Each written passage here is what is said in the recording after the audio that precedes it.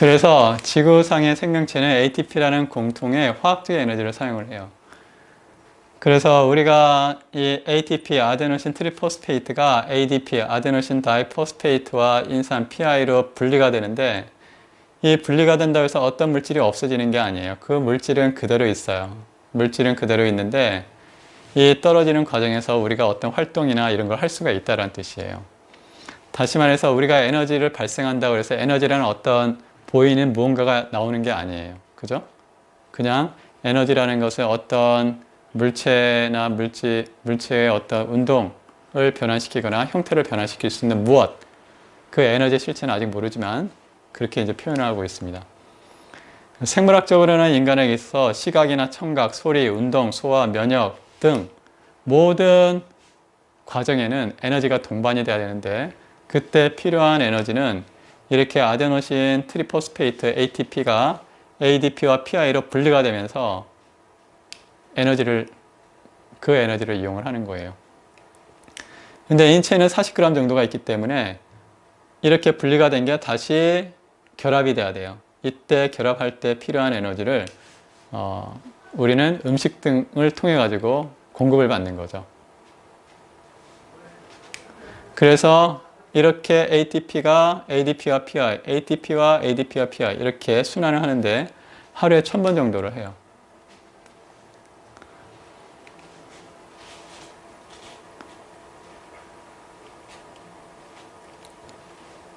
그런데 이러한 ATP와 ADP의 구조는 에너지 단위는 ATP라는 에너지 단위는 지구상의 생명체에는 모두 동일하게 사용하고 있어요. 그런데 그러한 ATP는 어떻게 만드나 하는 거예요. 그거는 기본적으로 수소 양이온을 농도 기울기를 만드는 거예요. 이렇게 지질막을 통해 가지고 지질막 바깥쪽은 수소 이온을 바깥으로 막 만들어내요.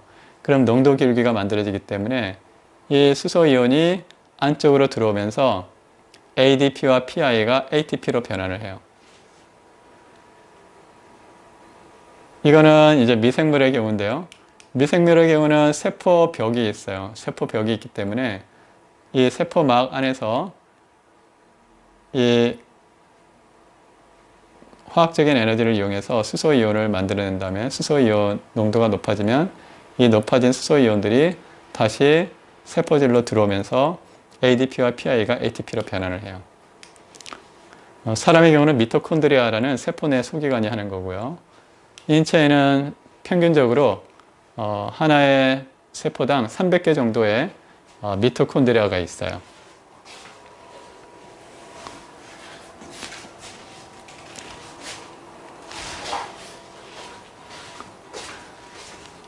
그래서 미토콘드리아가 이렇게 그림이고요. 이렇게 여기가 막이에요. 근데 진화론적으로 초기의 생명체들은 산소가 없이 발효를 했어요. 우리가 발효라고 표현하는데 그거는 산소가 없이 물질이 이제 분해를 하는 건데요. 그걸 이제 무기호흡이라고도 표현을 해요. 그런데 예를 들어서 포도당이 무기호흡을 하면 두 개의 피루부산이라는 분자로 나뉘는데 이때 두 개의 ATP만을 만들 수 있어요. 이건 산소가 없을 때요. 그런데 만약에 산소가 있게 되면 이 피루부산이 산소와 최종적으로 결합을 하고 6개의 물과 6개의 이산화탄소를 만들어낼 수 있어요. 이때는 36개의 ATP를 만들어내요. 그러니까 똑같은 원료를 이용하지만 무기호흡을 할 때와 유기호흡을 할 때는 거의 18배 이상 에너지 생성량이 차이가 나는 거예요. 초기의 지구는 산소가 많지 않았기 때문에 무기호흡 생명체가 발달하기 시작을 했고요. 나중에 점점 산소 농도가 높아져서 유기호흡을 하는 생명체들이 발달하게 된다. 이렇게 볼 수가 있어요. 인체의 경우는 하나의 세포당 평균적으로 300개의 미토콘드리아가 있고 필요에 따라서 그 개수가 증가했다, 감소했다 이래요. 예를 들어서 운동을 많이 한다. 그러면 근육세포에 있는 미토콘드리아 수가 늘어나요. 점점. 산소를 많이 쓰려고. 또 운동을 하지 않는다. 그냥 앉아서만 활동한다. 그러면 필요가 없으니까 미토콘드리아들이 결합을 해서 하나로 합쳐져요. 미토콘드리아는 전자전달계를 통해서 양성자 기울기를 만든다고 했어요. 그래서 아까 설명드린 대로 음식을 먹으면 음식이 분해가 되면서 산소를 이용해서 수소 농도, 수소 이온을 양성자죠. 수소 양이온을 미토콘드리아 바깥, 내막과 외막 사이로 내보낸 다음에 이 수소 양이온이 농도 기울기에서 통로를 지날 때 그 동력에 의해서 ATP와 PI가 ATP로 변환이 돼요. 이러한 원리는 처음에 1961년도 네이처지에 미첼이라는 사람이 이제 발견을 했는데요. 그 전까지는 실제로 생명체, 1961년 전까지는 생명체가 어떻게 에너지를 내는지 알지를 못했죠. 처음에 미첼이 이 제안을 했을 때 사람들은 미쳤다 또는 너무 말이 안 된다 이렇게 이제 이야기를 했었지만 실제로 이제 실험을 통해 가지고 증거를 대서 미첼은 이후 78년에 17년 뒤네요 노벨상을 받게 됩니다. 그러니까 발표한 이후에도 많은 반론을 받았죠. 미첼이 이렇게 연구를 할 수 있었던 거는 자기 삼촌으로부터 유산을 받아가지고 독립적인 연구소를 운영을 하면서 이런 실험을 할 수 있었다. 예, 이제 이런 후일담이 있습니다. 엽록체도 미토콘드리아와 동일해요, 사실은. 다만 미토콘드리아는 음식이라는 고에너지 화학물질을 이용하지만 엽록체는 빛에너지를 이용해서 H2O를 분리를 해서 수소이온 농도 기울기를 만드는 거예요. 그래서 수소 농도, 수소 이온을 만든 다음에 걔들이 바깥으로 나가면서 ADP와 PI가 ATP로 결합을 하는 거죠. 그래서 본질적으로는 우리가 생물들은 일종의 전지와 같다 이렇게 볼 수가 있어요. 그래서 수소 양이온 플러스 전극, 반대로 이쪽은 마이너스 전극이겠죠. 그래서 플러스 전극과 마이너스 전극을 띤 일종의 전지다 이렇게 볼 수가 있어요. 그렇다면 이러한 호흡 과정에서 유기호흡, 산소가 매우 중요한데요. 생물들의 진화 과정은 산소 이용 효율을 최대화하는 대로 진화를 해왔다. 이제 이렇게 설명을 드리려는 거 하는 거예요. 먼저 인체 호흡은 외호흡. 이 코에서 이렇게 공기를 맡아서 폐까지 도달하는 걸 이게 외호흡이고요. 그 다음 폐에서 이게 폐포인데요. 폐가 이렇게 계속 분지가 돼가지고 17번 내지 21번을 분지를 하면은 말단에서 이렇게 풍선처럼 작은 풍선 같은 게 이렇게 100만 개 한쪽으로 있습니다. 100만 개, 100만 개 이렇게 있는데요. 이렇게 폐포가 있는 이유는 표면적을 크게 하기 위해서죠. 그래서 이 70제곱미터 테니스 코트 2개 정도의 표면적을 가진다고 이야기를 해요. 이 작은 폐에서. 그래서 접착 면적이 넓어지니까 이 폐포가 있는데 이 옆에는 반투막의 막이 있고 여기에서는 적혈구가 이동을 하죠. 그래서 여기에 있는 산소가 적혈구로 이동을 하는 거예요. 그래서 이 과정 그리고 적혈구는 다시 세포로 전달을 하죠. 몸에 있는 모든 세포에게 전달을 순환계를 통해 가지고 전달을 하는데 그게 이제 내호흡이고요. 그 다음에 세포에 전달된 산소가 미토콘드리아에 의해서 분해를 하고 에너지를 내는 거 그걸 이제 세포호흡 이렇게 이야기를 합니다. 공기 중에 산소 농도는 이제 증가를 해요. 그래서 공기 중에 산소 농도가 증가를 하면서 바다보다 육지로의 진화가 필요해지는 거죠. 그래서 1리터 안에 포함된 산소량을 보면 해수면은 209ml인데 0도씨의 순수한 물이 10.3이에요. 또 0도씨의 바닷물은 8.0이에요. 그러니까 대략 8.0에서 해수면, 그러니까 바다에서 해수면으로 나오면 산소의 양이 26배나 증가를 하게 되는 거예요. 그만큼 많은 산소를 이용할 수 있고 이로 인해서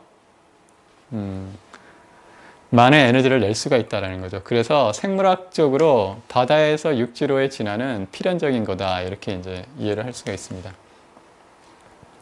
특히나 물은 공기에 비해 점도가 860배나 높아요. 산소 용해도도 물 1리터당 17ml밖에 되지 않아요. 또 바다에는 여러 가지 유기물과 무기이온이 함유되어 있어서 산소의 용해도는 더욱 낮아지죠. 반면 물은 산소 용해도가 공기 1리터당 그러니까 해수면, 공기는 공기 1리터당 209ml고 확산 속도는 물보다 1만 배나 빠르다 이렇게 이야기합니다. 그 다음에 폐의 경우도 이 도룡뇽은 사회막 폐라고 그래서 인간처럼 이렇게 폐포가 없고요. 이렇게 약간 허술한 이 구조를 가지고 있어요. 물론 이것도 이제 어류에 비해서는 많이 발달을 한 건데요. 그리고 도마뱀과 같은 파충류는 횡격막이 없어요. 횡격막은 가슴과 배 사이의 근육인데 이 횡격막에 의해서 이 능동 호흡이 가능한데 이 파충류는 횡격막이 없기 때문에 사회막폐는 또 탄성이 없어요. 그래서 숨을 내쉰 후에 자연스럽게 크기가 줄어들지 않습니다. 그래서 이동을 하면서 이제 호흡을 이제 하게 되는데요.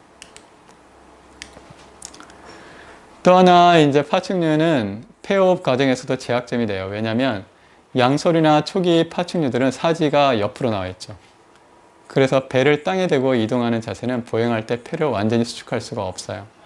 그래서 운동할 때 숨을 쉴 수가 없다 이렇게 이야기합니다. 반면 배를 땅에 대지 않고 사지를 몸통에서 수직하여 직립하는 포유류의 자세는 횡격막이라는 강력한 근육과 함께 이전과 다르게 보다 힘차게 공기를 호흡할 수 있게 됐어요. 즉 포유류는 운동을 하면서도 호흡을 할 수 있고 심지어는 먹이를 먹을 수도 있습니다. 이러한 다양한 구조적 차이로 인해서 변온동물, 파충류에 비해서 포유류, 항온동물은 5에서 15배나 많은 산소를 이용할 수 있다 이렇게 이야기를 했어요. 네그날트와 라이센이라는 연구자에 의하면 양솔이나 파충류에 비해서 조류나 포유류의 휴지기, 쉴 때의 산소 소모율은 10배에서 100배까지 높다 이렇게 이야기를 합니다.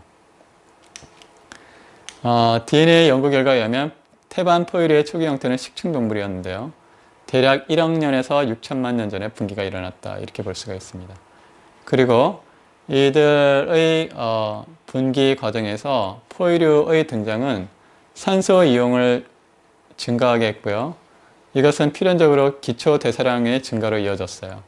그리고 그 결과의 수혜자는 중추신경계의 확대, 즉 뇌의 발달이다 이렇게 볼 수가 있습니다. 그래서 포유류나 조류의 온열 상태 유지는 변온동물에 비해서 높은 에너지를 요구하고요. 휴식 상태의 대사 연령을 비교해봐도 변온동물에 비해서 온열동물은 체온 유지를 위해서만 5배 내지 10배 정도의 칼로리를 더 소모하게 된다. 실제로 조사를 해보면 똑같은 크기의 양수류나 파충류에 비해서 포유류는 30배 많은 에너지를 사용하고 있다 이렇게 이야기를 하고 있어요.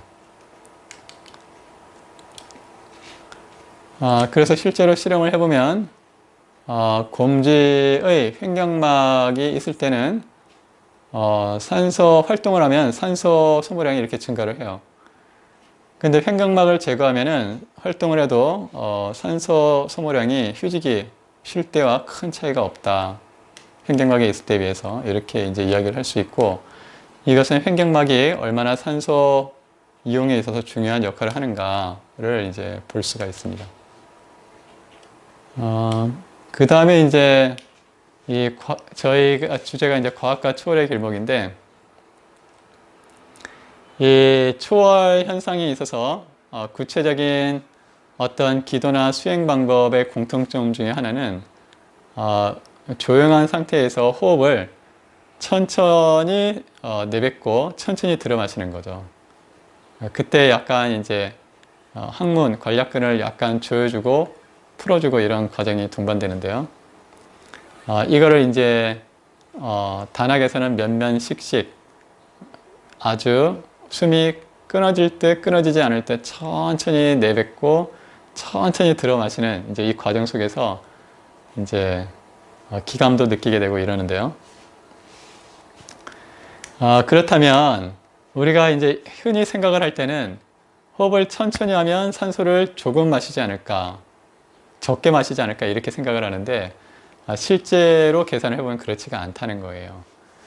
그 원인은 이 폐가 여기 기도가 있는데 이 기관은 이 폐포가 없다라는 거예요. 이 분지가 계속 되나가는데 이 기관지에는 폐포가 없기 때문에 기본적으로 이 폐까지 도달하는 데 있어서 대략 전체 500 중에서 150, 거의 3분의 1은 죽은 공간이라는 거예요. 이 공간은 계속 산소가 머물러 있는, 산소가 교체가 되지 않는다는 거예요. 실제로 폐포에 도달하는 양은 공기는 350인데요. 이것도 다 쓰지를 못한다는 거예요. 그래서 얕은 호흡을 하게 되면은 이 정도 아주 조금만 산소가 들락날락거린다는 거고, 호흡을 천천히 하게 되면 산소가 골고루 안에까지 침투를 하게 돼서 실제로 폐포에 도달하는 공기량은 빨리 호흡을 할 때보다 훨씬 많아진다, 이렇게 이야기를 할 수가 있습니다. 그래서 1회 호흡량을 A, B, C로 나눴을 때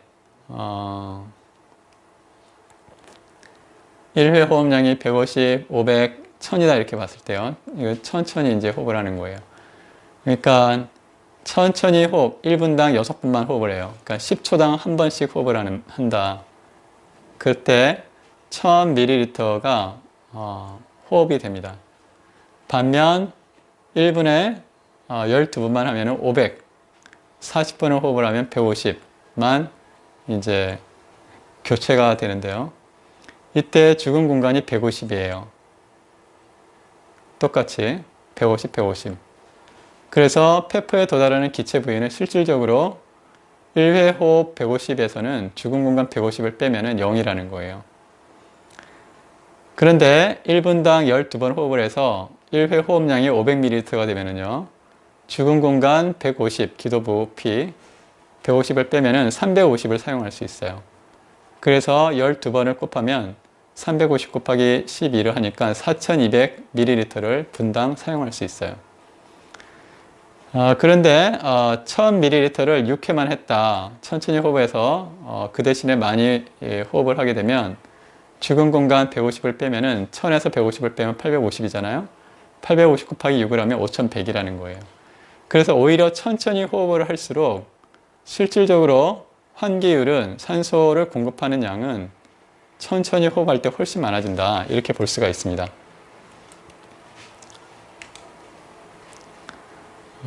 그리고 이때 공급되는 산소는 곧 ATP라는 에너지를 많이 만들어낼 수가 있는 거죠. 횡격막의 어떤 구조를 설명을 드린 거고요. 그 다음에는 이제 생화학적으로 계면 활성제가 어류, 양서류, 파충류, 포유류 단계로 들어가면서 계면 활성제가 고도로 잘 만들어지게 됐어요. 계면 활성제는 이 표면 장력이라는 개념을 알아야 되는데요. 어떤 표면에 있는 원자들 간의 결합력에 의해서 장력, 끌어당기는 힘을 가지게 돼요. 예를 들어서 물 같은 경우는 표면에 있는 물 분자들 간의 인력이 강해요. 그래서 표면을 보다는 표면 안쪽, 내부가 훨씬 안정해지는데요. 그렇기 때문에 표면에 있는 원자들은 표면적을 최소화하려고 해요. 그때 발생하는 이제 장력인데요. 끌어당기는 힘인데. 그걸 어떻게 알 수 있냐면 이 액체 위에다가 이렇게 길다란 종이 같은 거를 이렇게 갖다 대요. 뭐 철판도 좋고. 그런 다음에 이 녀석과 이 녀석을 이 표면, 이 면이 이 종이의 어떤 끝 모서리가 표면과 닿게 해서 수평을 만든 다음에 이거를 떼어내려고 하면은 추를 더 많이 넣어야 돼요. 그래서 표면 장력이 클수록 여기에 올리는 추의 개수가 많아지는데, 이때 계면 활성제를 넣으면 표면에 있는 물 분자들이나 물 분자 간의 인력을 줄어들기 때문에 이 올려놓는 추의 개수가 적어진다는 거예요. 그래서 계면을 활성화한다. 다시 말해서 표면 장력을 낮춰주는 역할을 합니다. 대표적인 게 이제 비누나 세제 같은 경우죠. 그건 이제 극성과 양극성을 가지고 있기 때문에 물 분자는 극성을 가지고 있는데, 이게 왜 중요하냐면 이 페퍼는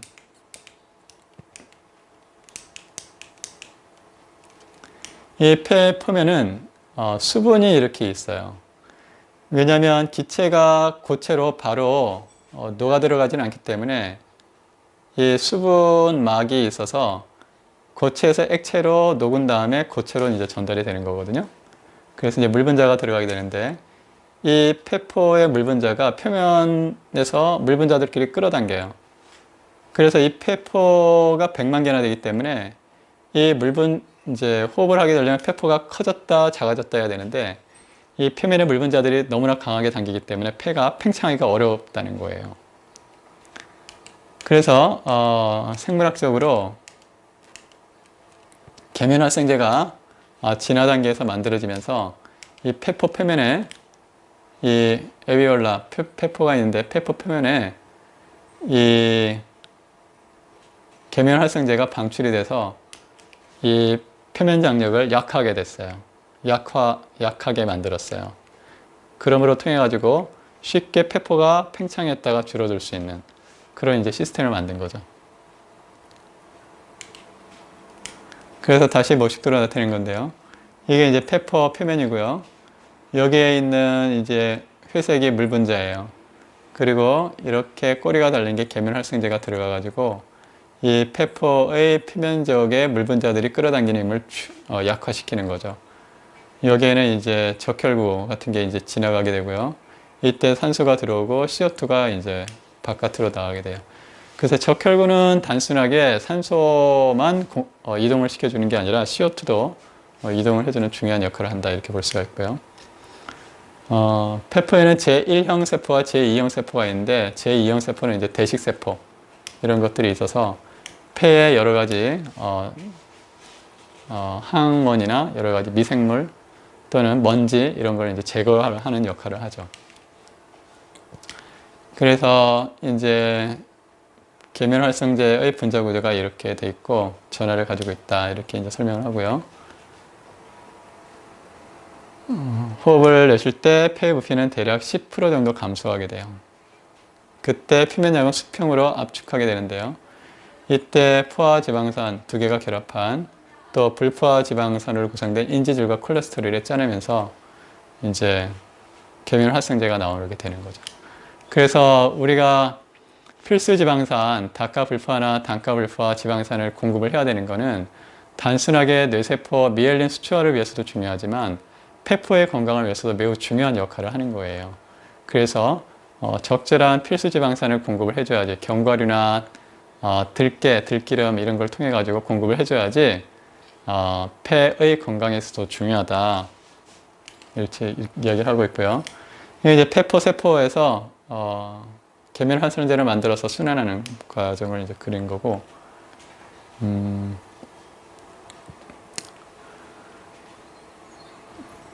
또 온도에 따라서도 이 지방산의 어떤 폐포의 지방산 종류가 비율이 달라진다, 이렇게 이야기를 합니다. 그래서 이 자율신경계가 계면활성제의 분비 조절에 있어서 중요한 역할을 하게 되는데, 과거에는 포유류는 이제 포유류에서는 폐의 계면활성제가 크게 두 가지 역할을 하는데요. 하나는 폐포의 안정성을 가능하게 하고, 다른 하나는 상대적으로 뻑뻑한 폐포의 기능을 증가시키는 겁니다. 그래서 비슷한 몸 크기의 포유류에 비해 대부분의 비포유류들은 대략 1000배에서 100배 정도 더 크기가 큰 호흡 단위를 가져야 돼요. 그만큼 포유류는 100배 정도 폐의 호흡 효율이 높다 이렇게 볼 수가 있어요. 또 진화론적 연구에 의하면 계면 활성제의 분비 조절에는 교감신경과 부교감신경이 모두 포함된 자율신경계가 필요하는데 이거는 3억 2천만 년 전에 폐어류부터 시작된 것으로 추정된다. 이렇게 이제 얘기를 하고 있습니다. 이제 적혈구가 있으면 이제 헤모글로빈이 있고요. 헤모글로빈에서 이제 햄 구조가 이렇게 나와 있고요. 겸형 적혈구라고 해서 적혈구가 이렇게 인간처럼 원반형. 적혈구의 어떤 반지름은 뭐 여기 2.3 마이크로미터, 폭은 여기서 7.7 마이크로미터 이렇게 이야기하네요. 위에서 봤을 때. 근데 이제 겸형 적혈구가 되는 거는 여기서 이제 DNA 하나가 변환을 하면은 아미노산이 변화를 해가지고 분자가 변한다 이렇게 이제 이야기를 하는 거고요. 이 적혈구도 이제 진화를 하게 되는데 이 콩고 뱀장어의 적혈구는 이만한 크기를 가지고 있어요. 상어도 이만큼 크고요. 또 개구리도 이 정도 되네요. 타조는 작아지고요. 닭도 작아지고요. 라마, 코끼리, 사람, 흑염소는 훨씬 작아졌어요. 그러니까 하등동물의 경우에는 적혈구 크기가 크고 따라서 혈관도 매우 커야 되겠죠. 그죠? 또 핵이 있어요. 그러니까 에너지도 많이 이제 쓰게 되는 거고 이게 10 마이크로미터 크기인데요. 거의 한 100 마이크로미터 정도 되겠네요. 사람의 경우는 핵이 없어요. 핵이 없고 거기에서 더 나아가서 표면적을 크게 하기 위해서 이렇게 안쪽으로 오목하게 이렇게 원반형으로 이렇게 돼 있죠. 그래서 적혈구의 크기를 보면은 적혈구 수는 적혈구 크기가 작을수록 수가 많아지고요. 그만큼 산소를 공급할 수 있는 효율이 증가를 하겠죠.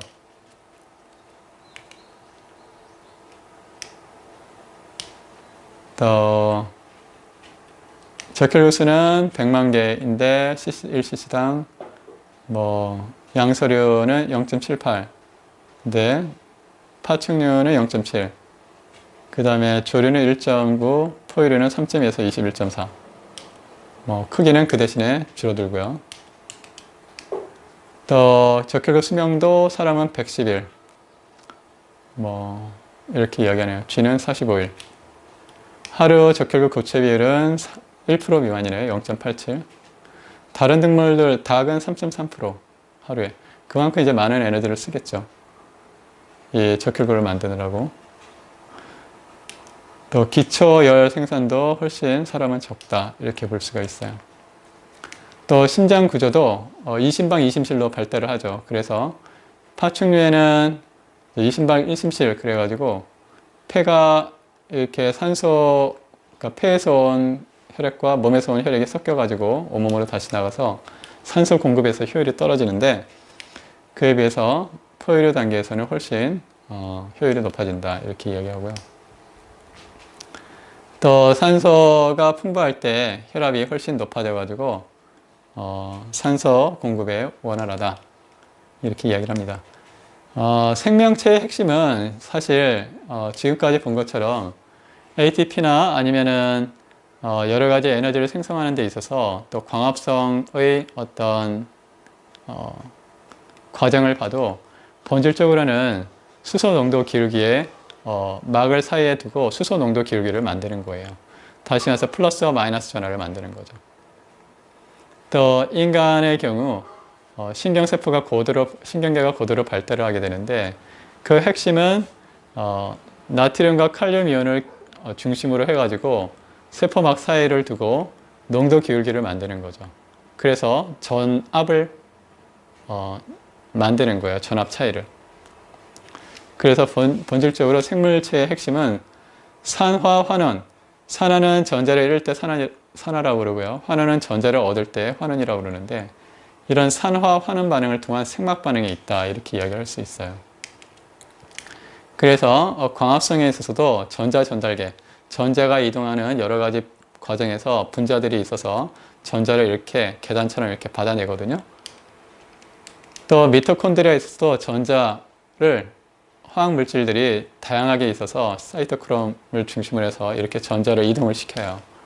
그리고 최종적으로는 이제 산소가 이제 전자를 받게 되는 거죠. 그래서 본질적으로는 생명체라는 거는 전기 에너지의 개념으로 이해를 해야 된다. 이제 이렇게 이야기를 할 수가 있는데, 이것은 다음 시간이나 다다음 시간에 이야기할 초월 현상과 관련이 있어요. 그래서 오늘은 여기까지 하겠습니다. 출처는 여기 참조를 하시고요. 경청해 주셔서 감사합니다.